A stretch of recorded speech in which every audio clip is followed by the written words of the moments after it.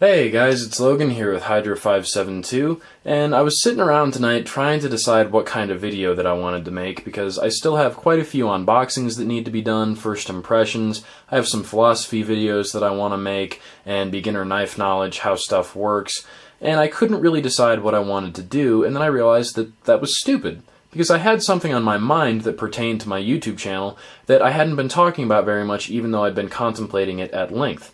And so that issue is, I don't really know where I want to take my collection anymore.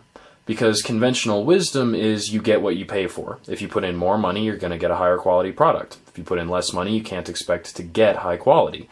But my knife collecting hasn't really gone that way.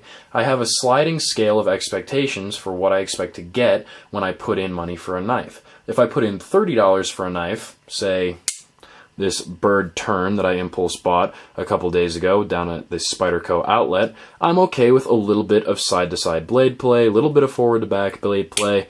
Doesn't need to be the smoothest deploying. As long as the edge cuts pretty good, the knife feels good in the hand, I can tolerate a couple of quality issues because it's $30. They're selling you a sizable amount of materials and the workmanship and everything for $30. So this is about what I would expect to get for $30. And that was a markup because I was at the Spyderco outlet. If I had bought it online, it would have been a little bit less. For around $40, I expect to be getting into the Tenacious, a little bit better knife. I have this sliding scale. And so if I'm going to take that $40 and say multiply it by 5 and spend $200 on a knife, it would be unreasonable to say that I expect the knife to be 5 times as good. But I do expect it to be better. And that hasn't always really been the case. You guys remember last summer I was very unsatisfied with my Lion Steel SR1. I made less of a hubbub about it, but I was very unsatisfied with my Jason Brous Bionic. Here are 4 blades out of my collection that are relatively expensive. The one that I have the most issue with is my Volaton. And don't get me wrong, this is a great knife, I'm glad to have it, but this is a $180 knife, and that's the lock slip. And this isn't an isolated issue. I didn't get the bad one. Lots of people have had this issue, as lots of people have had the issue with this knife not coming with a very good edge, coming from Spyderco, who usually supplies a really good edge. ZT-0560, I am currently in love with this blade, but when I got it off my trade, I traded my Lion Steel SR1 for this, the tough and hard steel had started to machine the titanium, and there was rock lock. Steel's harder than titanium. If you're going to do a titanium frame lock, you need a steel lock bar insert. For a $200 knife, I feel that that's pretty reasonable to expect that, so that, you know, your knife has longevity and everything. But we didn't get it, and I saw the consequences early on. ZT did a great job repairing this knife, got it to me in a timely fashion.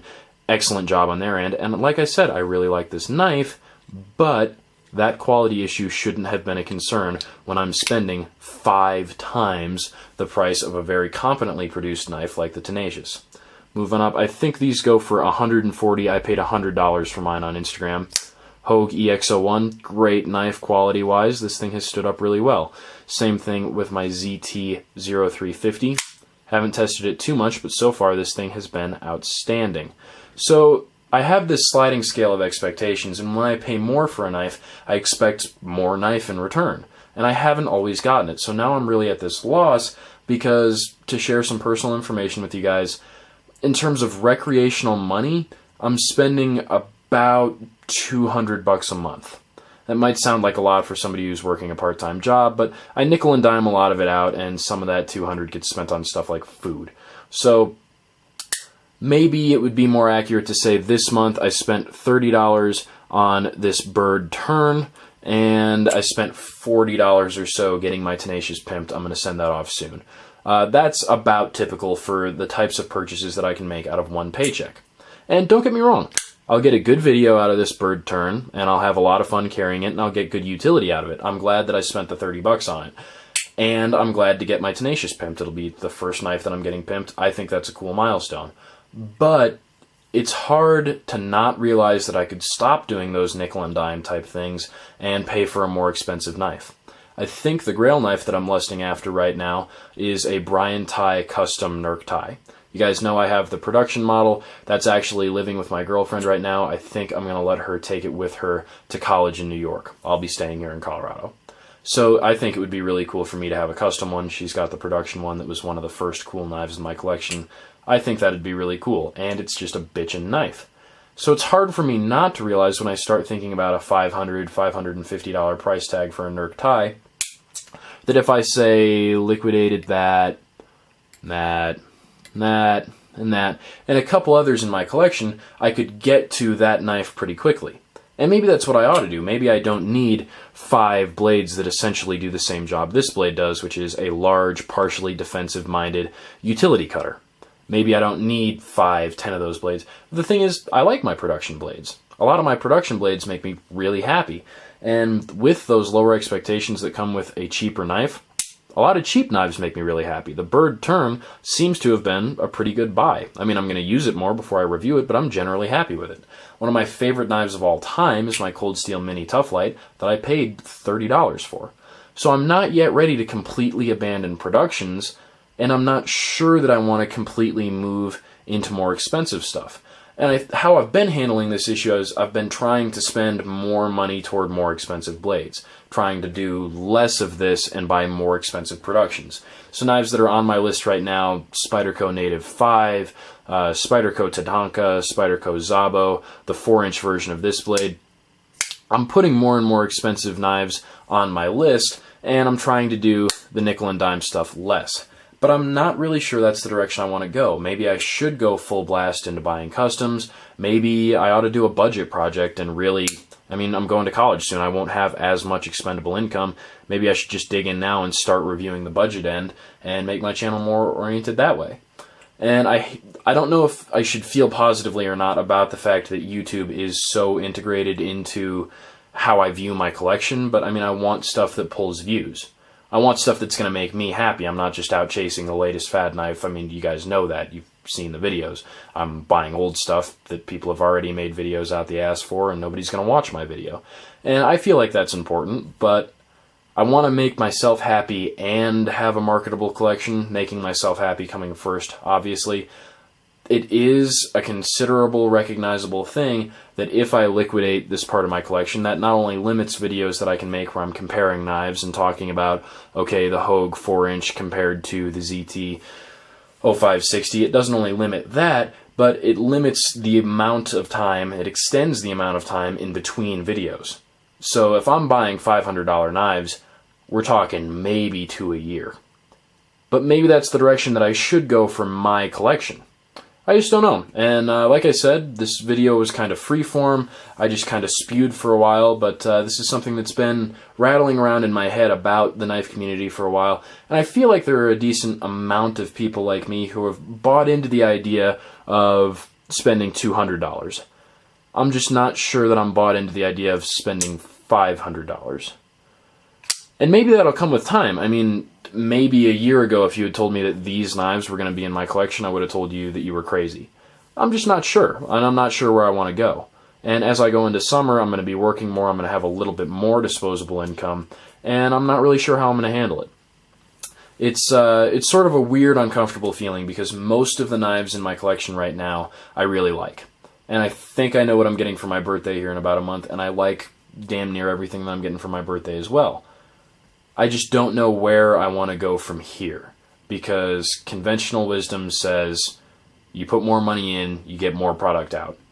But knife collecting hasn't always been that way for me, because I've been putting more money in and getting the same or less out.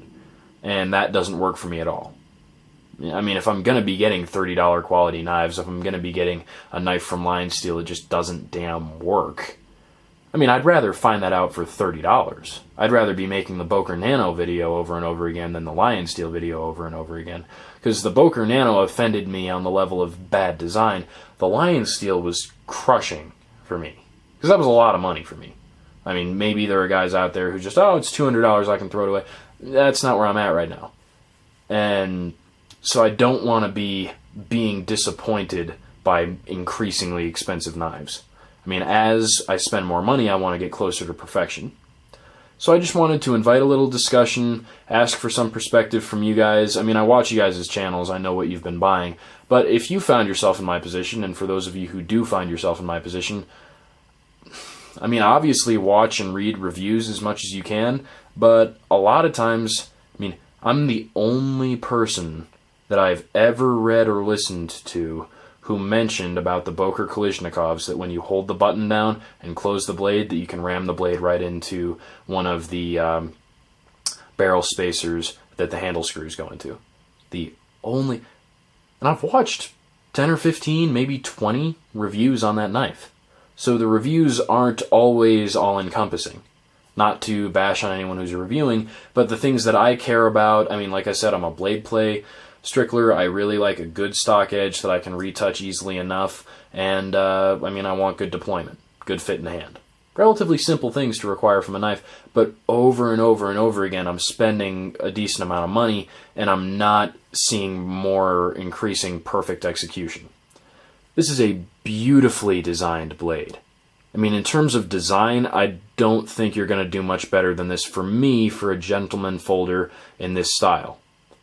But the edge geometry was shit, and the lock slip is just damn unacceptable for $180. This thing's still doing pretty good. Haven't really hard use tested it, haven't really reasonably use tested it yet. It's been sitting around a lot. It's been getting flicked open. And it's been doing pretty good. This thing, like I said, we had the issues with the lock face being machined by the steel. Since I got the new titanium scale, it's been doing pretty damn good. Or I guess titanium frame block side, whatever. And same thing with this. Haven't really hard use tested it.